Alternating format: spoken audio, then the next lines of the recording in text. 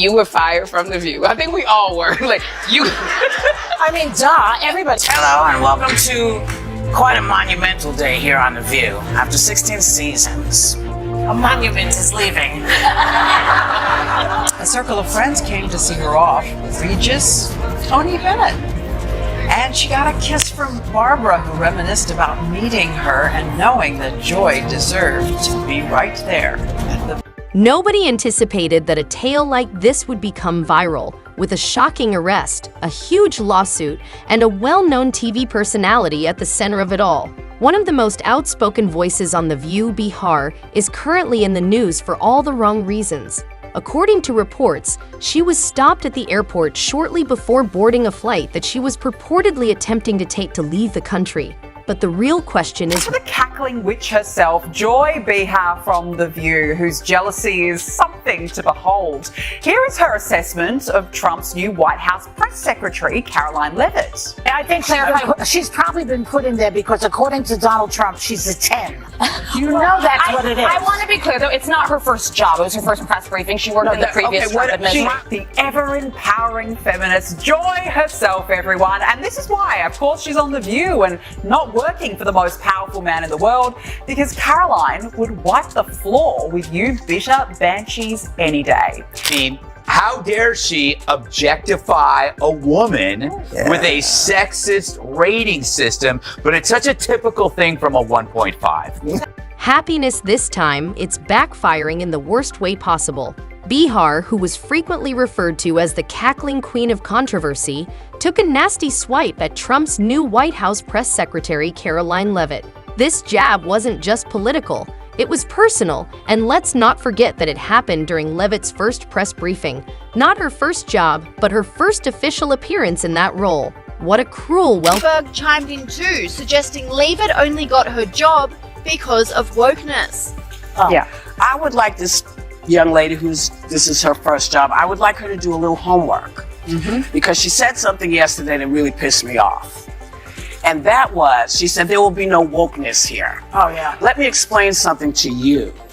Because without that wokeness, you might not have that job. This country that we're in was settled by indigenous people, right?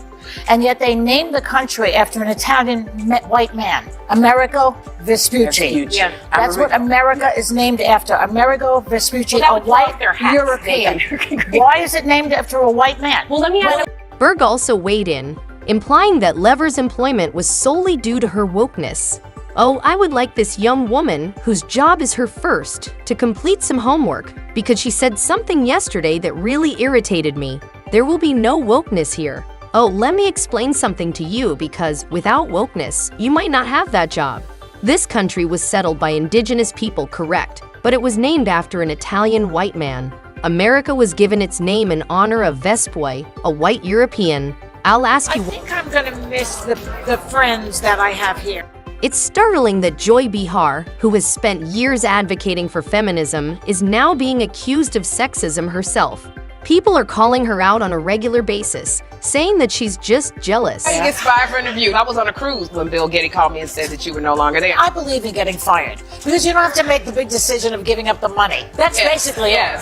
You know, when I got the axe, first of all, they came to my room. They looked at me and I said, "Am I being fired?" And they went, "Mm-hmm." And I said, "Yes, good. I really wanted to get out." Others say that Joy went too far, and even her most devoted supporters can't defend it. The criticism wasn't limited to conservatives. Liberals and moderates also voiced their disapproval, and regular viewers were incensed. One irate viewer wrote, "And now she's tearing down a younger woman because of her appearance. Hypocrite." And to make matters worse, Joy's remark caused a social media tempest, with tweets flying everywhere. News headlines on Facebook were bursting with— My manager put the information on Deadline Hollywood. Yeah. The next day, Diane Sawyer announces it on World News Tonight. It's like, okay, Putin and Joy Behar.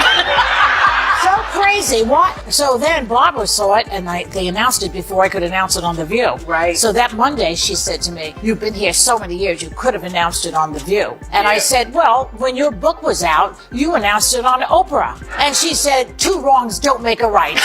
Critics remarked, "Isn't that what you taught us? You don't judge women by their appearances."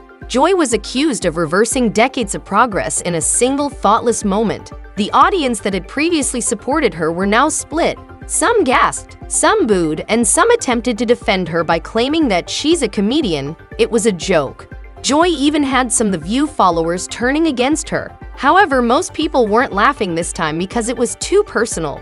And it didn't end there.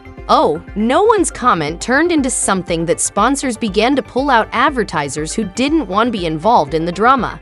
ABC executives were terrified because their golden talk show was rapidly losing viewers. They had seen scandals before, but none that were this intense. I think she's probably been put in there because according to Donald Trump, she's a 10. You know that's what it is. I want to be clear, though, it's not her first job. It was her first press briefing. She worked in the previous Trump administration. In addition to being irate, viewers were calling for action. Joy Behar went from co-host to liability when hundreds of thousands of people signed petitions calling for ABC to dismiss her. As the pressure increased, the network scurried. "My words were taken out of context," Behar said in an attempt to defend herself, but it was too late. Then the shocking news broke. Karoline Leavitt sued Behar for $50 million, claiming that she had made intentional, defamatory, and false remarks meant to harm her reputation.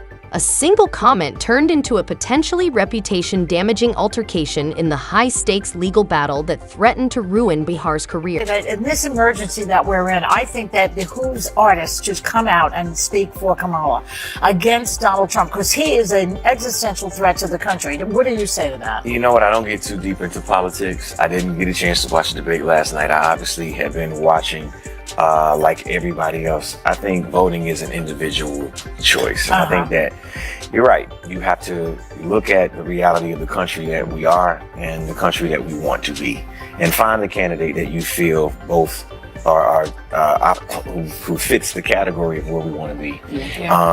And that's it. And that's what you vote based off of.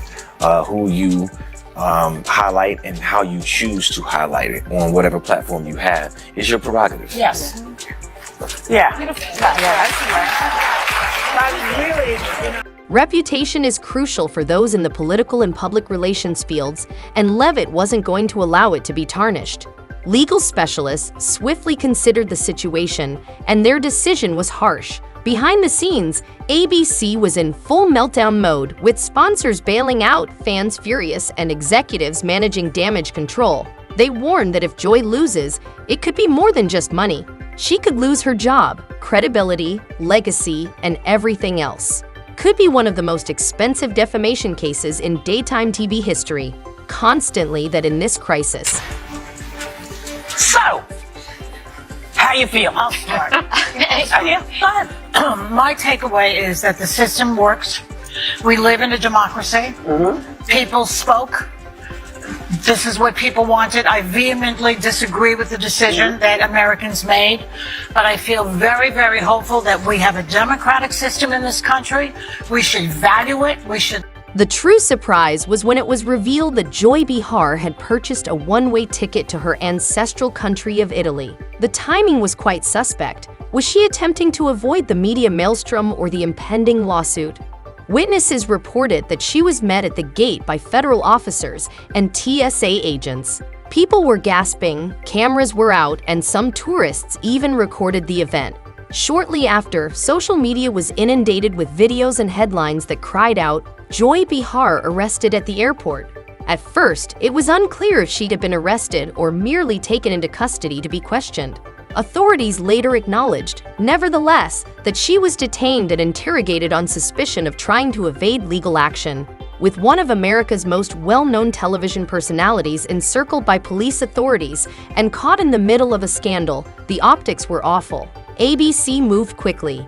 They issued a brief statement a few hours after the incident at the airport, saying Joy Behar is no longer affiliated with The View. I see we only have 1 minute left. My handsome fiance traveled all the way here from Jacksonville, Florida, and he is in the audience. Girl, I'm talking about my man. No, boo. I'm talking about my man. We're getting married. I'm so glad that he's here. He's a Democrat. I'm a Republican. We get along. That's fine.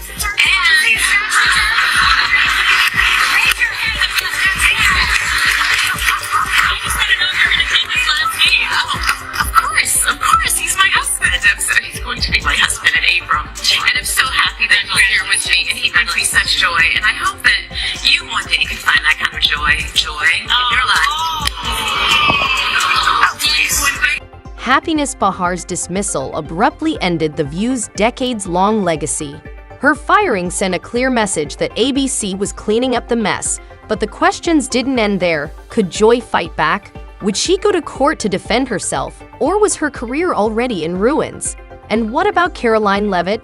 She had turned one insult into a full-fledged national event, and the lawsuit was only the beginning as the media flocked to see another clip of The View where co-host Sunny Hostin commented on Leavitt's employment. What about her? He's gonna hunt you down.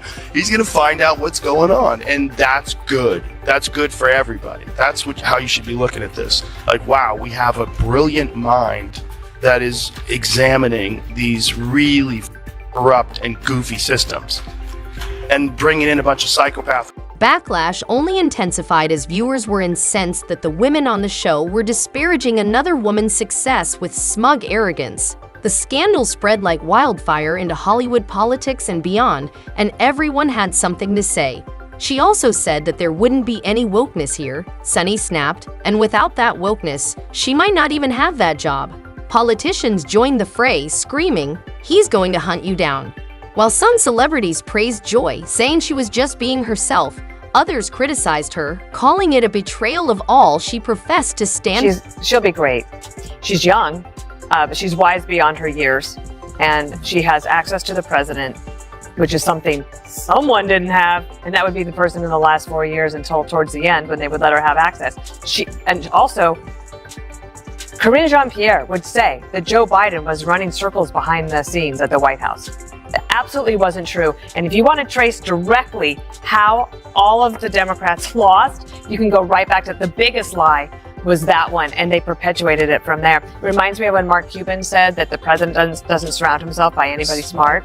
And Joy Behar and those guys, of course this was going to happen. This is why conservative women just have to move on, do their thing, and not worry about the criticism from folks like.